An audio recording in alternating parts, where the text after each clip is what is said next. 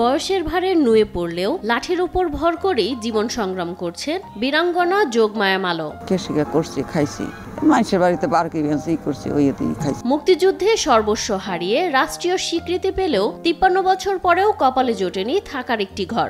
যোগমায়া মালো একজন বীরাঙ্গনা, পাক বাহিনী কর্তৃক সেই বর্বরচিত গণহত্যা যে হয়েছিল সেই উনি সেখানকার একজন ভিকটিম।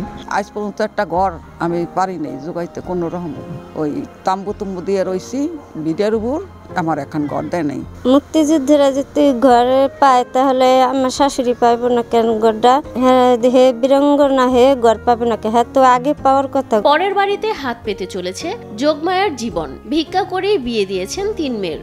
বাতা তো পাইতে এসে দেখে এই শরীরটা একটু আছে কোনো রকম, নাহলে আমি বাঁচতাম না। আমার মেয়ে ভিক্ষা শিক্ষা করে বিয়ে ঠেয়া দিছি, ৩ মেয়ের বিয়ে দিছি। ৭১-এর হানাদার বাহিনীর পাশবিকতার ভয়াল স্মৃতি মনে পড়লে এখনো আঁতকে ওঠেন শরীদপুর সদরের মধ্যপাড়া এলাকার যোগমায়া। নিজের চোখের সামনে বুলেটের গুলিতে নিথর পড়ে থাকতে দেখেছেন পরিবারের সদস্যদের। মিলিটারি আইসে পরে এসে ঘরে দুয়ার আগুন দিয়ে আমাকে সবাই বেড়াবো পিটিতে নিয়েছে। ৫০ জন নারীর সাথে তাকেও সেদিন তুলে নেওয়া হয়েছিল মাদারীপুরের এআর হাওলাদার জুট মিলে। ৩ দিন আটকে রেখে পাশবিক নির্যাতন চালায় পাক হানাদার বাহিনী। দেশকে ভালোবেসে নিজের মুখ নিজে চেপেই সহ্য করেছেন সব ব্যথা। ৬০ জন হবে বিড়ার হবে ৫০ জন, এই সবারই তুলে নিয়েছে। ৩ দিন পর ছাড়িয়ে দিয়ে ওইরকম আমরা গাং পার দিয়ে আইসে বললাম। এতটা বছর ধরে মনের ক্ষত বয়ে বেড়ানো এই বীরাঙ্গনা নারী মাথা গুজেছেন অন্যের আশ্রয়ে।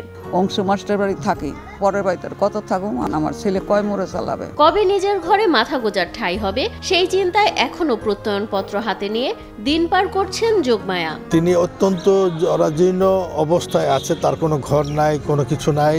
অনেক লোক আসে, তাদের ঘর দেয় না, নিজের বলতে কিছুই নেই। একাধিকবার আবেদন জানিয়েও হতাশা ছাড়া আর কিছুই যেন ভাগ্যে জোটেনি যোগমায়ার। মৃত্যুর আগে তাই যোগমায়ার একটি ঠিকানা হোক, এমনটি চান স্থানীয়রা।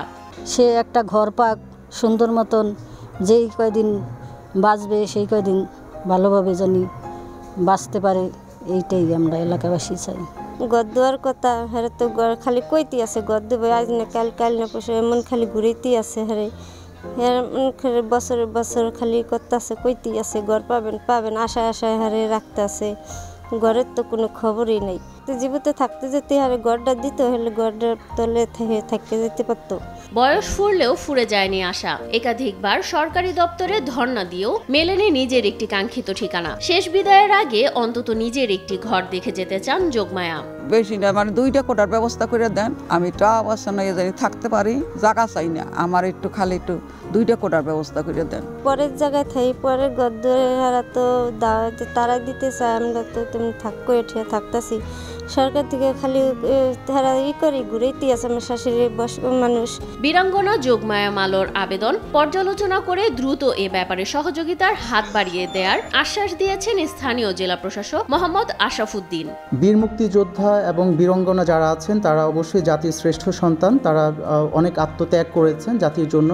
রাষ্ট্রীয় যত ধরনের সুযোগ সুবিধা আছে, সেটা বিনিবাস হোক, ভাতা সংক্রান্ত বিষয় হোক, সব কিছুর ব্যাপারে আমরা সর্বাত্মকভাবে সহযোগিতার হাত আমরা বাড়িয়ে দিব। মায়ার যে আবেদনটি রয়েছে সেই আবেদনটি আমরা একটু পর্যালোচনা করব, বিধি মোতাবেক আমরা পর্যালোচনা করে আমরা আশু প্রয়োজনীয় পদক্ষেপ আমরা গ্রহণ করব। অন্য কোনোভাবে তাকে কতটুকু আমরা সহায়তা করতে পারি জেলা প্রশাসনের তরফ থেকে, সেই বিষয়টিও আমরা সক্রিয়ভাবে বিবেচনা করব।